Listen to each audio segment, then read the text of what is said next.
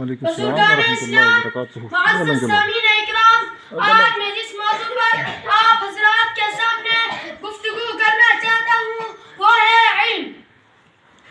جس طرح ایمان اور کفر برابر نہیں ہو سکتے، جس طرح دھوپ اور سایہ برابر نہیں ہو سکتے، جس طرح بینا اور نابینا برابر نہیں ہو سکتے، جس طرح نور اور ظلمت برابر نہیں ہو سکتے، ٹھیک اسی طرح اہل علم اور غیر اہل علم برابر نہیں ہو سکتے۔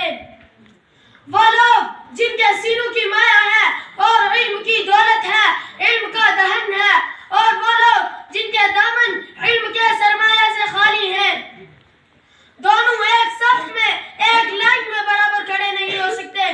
دوستو، اہل علم کی زندگی میں سب سے پہلا مرحلہ علم ہے۔ جو لوگ اس راہ سے گزرے ہیں وہ جانتے ہیں کہ یہ دور کتنا صبر آزما ہوتا ہے۔ طالب علم اگر مفلس ہو تو اس کی زندگی مزید دشوار ہو جاتی ہے، لیکن اگر دل میں عزم ہو اور حوصلہ جوان ہو تو مشقتیں بھی کافور ہو جاتی ہیں۔ علم ہی وہ دولت ہے جس کی وجہ سے اللہ تعالیٰ نے انسان کو اشرف المخلوقات بنایا۔ حضرت آدم علیہ السلام کو تمام مخلوقات پر شرف و امتیاز کیوں عطا کیا؟ اس لیے کہ حضرت آدم علیہ السلام کا علم تمام مخلوقات سے زیادہ تھا۔ اس دنیا فانی میں جتنے انبیاء اکرام تشریف لائے سب کو معجزہ دیا گیا ہے، مگر آپ کا سب سے بڑا معجزہ علمی ہے۔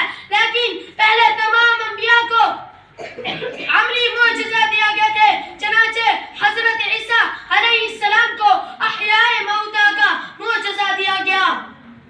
الغرض تمام انبیاء کو کچھ نہ کچھ دیا گیا، مگر جناب رسول صلی اللہ علیہ وسلم کو ایسے علمی معجزات ہزاروں دیا گیا، مگر سب سے بڑا علمی معجزہ دیا گیا جو قرآن کریم کی شکل میں موجود ہے۔ قرآن کریم میں اللہ تعالیٰ نے اپنے نبی امی کے متعلق ارشاد فرمایا، لَقَدْ مَنَّ اللَّهُ عَلَى الْمُؤْمِنِينَ إِذْ بَعَثَ فِيهِمْ رَسُولًا مِّنْ أَنفُسِهِمْ يَتْلُو عَلَيْهِمْ آيَاتِهِ وَيُزَكِّيهِمْ وَيُعَلِّمُهُمُ الْكِتَابَ وَالْحِكْمَةَ۔ اس آیت شریفہ سے ظاہر ہوتا ہے گویا حضرت صلی اللہ علیہ وسلم کا منصب یہی ہے کہ آپ علم کی باتیں سکھائیں اور دانائی و حکمت کی تعلیم دیں، اور آپ ان کی عقلوں کو پاکیزہ بنائیں۔ غور کرنے کا مقام ہے کہ سب سے پہلے پیغمبر حضرت آدم علیہ السلام کو شرف علم عطا ہوا، اور سرور کائنات صلی اللہ علیہ وسلم کو بھی شرف علم عطا ہوا۔ اسی علم کی بدولت اس نے خدا کا خلیفہ بن کر وسلم کو بھی شرف علم عطا ہوا۔ اسی علم کی بدولت اس نے خدا کا خلیفہ بن کر سب کائنات کو سیر نگی کر لیا ہے۔ انسان ہی نے اپنے بل پر اپنی رہائش کے لیے عالی شان مکان بنائے جو آسمان سے وعدے کرتے ہیں، سردی گرمی سے محفوظ رہنے کے لیے لباس فیشن سوٹ بنائے، بڑے بڑے جانوروں سے آرام کرنے کے لیے مختلف قسم کے سامان تیار کیے۔ اسی علم کے ذریعے سے انسان نے بجلی کو پکڑا، ہوا کو تھام دیا، دریاؤں پر پل باندھے، اس سے نہریں نکالی، پہاڑ تراشے، لوہا پگھلایا، بے جان چیزوں سے وہ کام دیا جو جاندار بھی نہیں کر سکتے۔ محترم دوستو، علم سے کیا مراد ہے؟ کیا دنیاوی علم یا اخروی علم؟ واقعہ یہ ہے کہ علم کوئی بھی ہو انسان کو عزت دیتا ہے، انسان علم ہی سے کمال پاتا ہے۔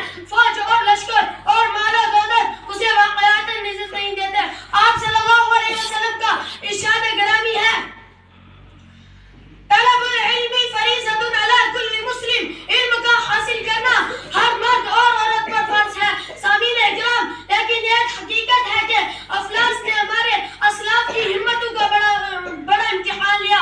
ان کے جذبہ طلبہ علم کو فاقہ کشی و نادری کی سولی پر لٹکایا ہے، لیکن علم کی ابتلا و آزمائش کی ان تمام وادیوں سے مردانہ وار گزرے،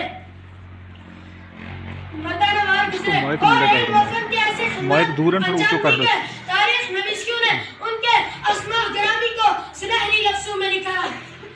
پگھلنا علم کی خاطر شمع زیبا ہے، پگھلنا علم کی خاطر شمع زیبا ہے، بغیر اس کے ہم نہیں پہچان سکتے خدا کیا ہے۔ الغرض ہمارے اسلاف علم کی رفعت کو، علم کی وقعت کو پہچانتے تھے، اس لیے انہوں نے مال اور جان کی اور اولاد کی قربانیاں پیش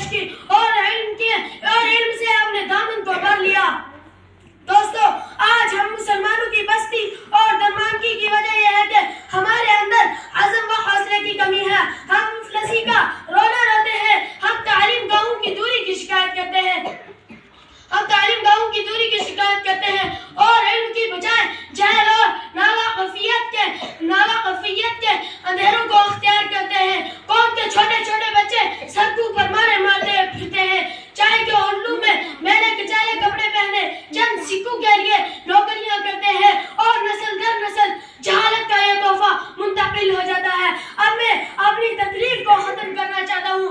دعا کریں کہ اللہ تعالی ہم تمام مسلمانوں کو علم کی دولت سے مالا مال فرمائے اور اس پر عمل کرنے کی توفیق عطا فرمائے. آخر دعوانا الحمدللہ رب العالمین. السلام علیکم ورحمۃ اللہ وبرکاتہ. وعلیکم السلام ورحمۃ اللہ.